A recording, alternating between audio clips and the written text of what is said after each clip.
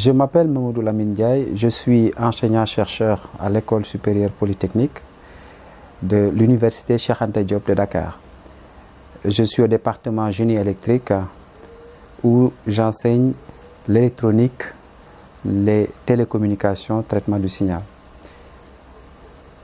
Je suis également le représentant MOOC dans le cadre du réseau RECIF, réseau d'excellence pour les sciences de l'ingénieur de la francophonie, que nous partageons avec 15 institutions.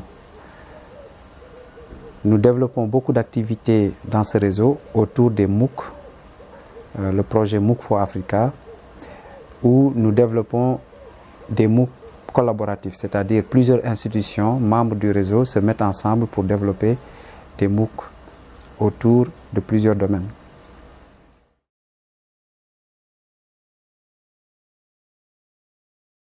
Alors, au niveau du réseau RECIF, nous avons 4 thématiques, disons, éditoriaux: l'eau, l'énergie, la nutrition et la santé. Mais nous développons aussi beaucoup d'activités MOOC autour de l'enseignement de base, les mathématiques, l'informatique, la programmation, le traitement du signal. Donc, tous les domaines de base que les institutions ont besoin en termes d'enseignement.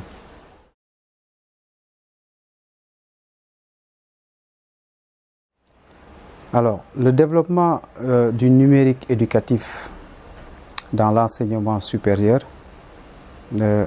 s'adresse à plusieurs questions, parce que nous avons des problèmes de massification, c'est-à-dire le flux d'étudiants qui arrivent dans nos universités est difficile à gérer. Nous avons également des problèmes d'infrastructure, c'est-à-dire on n'arrive pas à pouvoir gérer les étudiants, les salles, mais aussi les équipements, que ce soit au niveau des travaux pratiques. Il manque souvent des équipements pour adresser les préoccupations au niveau des travaux pratiques. Il y a aussi des fois un problème de manque de spécialistes. Alors, le numérique dans l'éducatif peut apporter des solutions à l'essentiel de ces questions. Il s'agit de collaborer, de partager, d'utiliser de manière optimale les ressources, voire même utiliser d'autres ressources que nous n'avons pas, que d'autres ont, et que ces ressources sont mises à notre disposition.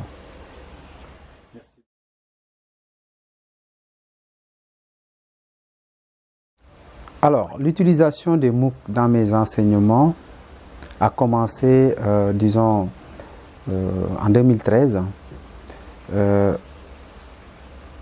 L'idée, c'était dans un premier temps une utilisation personnelle. Et quand je me suis rendu compte que le cours était bien fait et que ça prenait en charge une bonne partie de mes préoccupations et du contenu de mon cours, la première utilisation que j'en ai fait, c'est de donner les ressources là aux étudiants pour qu'ils puissent accéder aussi à une autre approche, à une autre façon de faire. Et puis aussi, ça m'a réconforté parce que l'essentiel de ce qui était présenté était abordé dans mon cours. Maintenant, le fait d'utiliser ces ressources m'a permis d'aller plus loin dans mon cours, parce qu'il y a des choses sur lesquelles on pouvait passer rapidement, parce que les étudiants l'avaient déjà vu et ils avaient les ressources avec eux pour pouvoir les revoir à tout moment.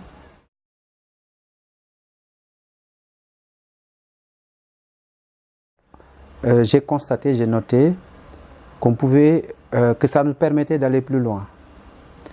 Le fait de ne plus perdre du temps sur certains aspects permettait d'aller plus loin sur d'autres aspects. Ça, c'est un.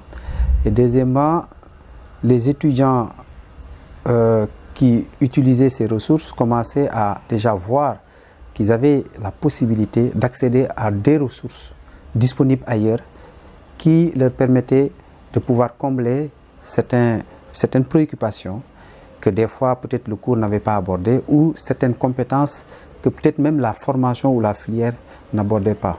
Donc tout ceci constitue, à mon avis, des avantages certains au niveau des étudiants.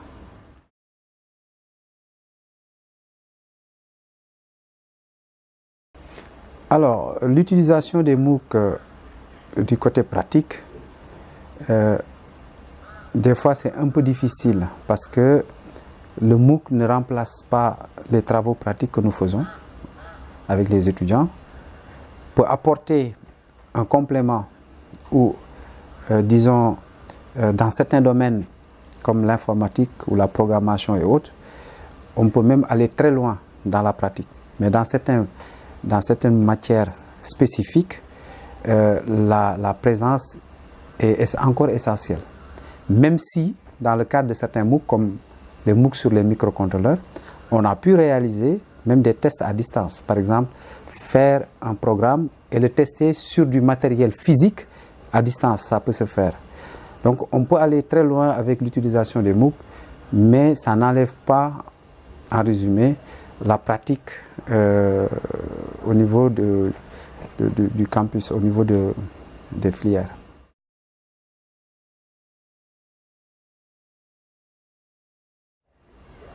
Alors les changements que les MOOC peuvent apporter à l'enseignement peuvent être nombreux.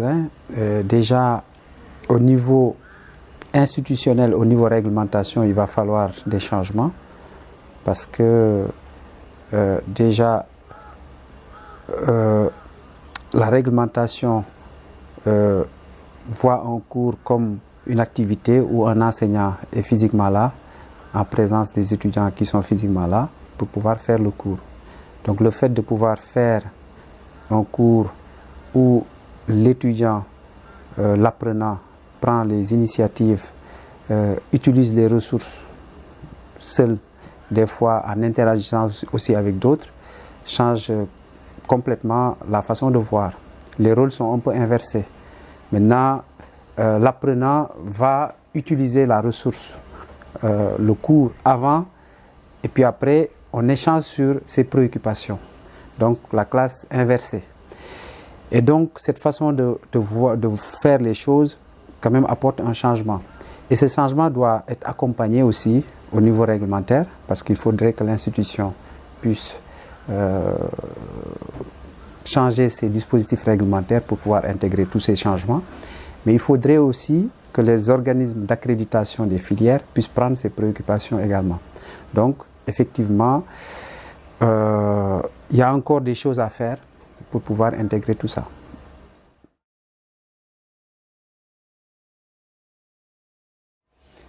Alors, l'intérêt pour moi de produire un MOOC, déjà, c'est un défi. Un premier défi parce que faire un cours où déjà qui est mis à la disposition de toute la communauté, pour moi représente un bon challenge parce que c'est dire que ma production va être visible devant tout le monde, c'est déjà quelque chose de très stimulant. Et du coup, quand on réalise la production, on prend beaucoup de soin pour le faire.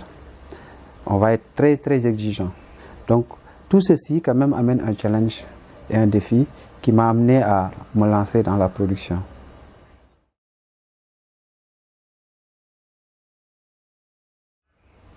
Moi, je rêve de voir les étudiants, les apprenants réussir. C'est-à-dire, nous avons cette mission de former les jeunes sur des métiers, sur des technologies, sur leur donner du savoir-faire. Donc notre rêve, c'est de pouvoir utiliser toutes les ressources disponibles pour pouvoir arriver à atteindre les objectifs. Et l'objectif final, pour moi, c'est de pouvoir former des produits qui sont capables, qui ont le savoir-faire, qui sont capables de satisfaire le milieu professionnel, la société de manière générale.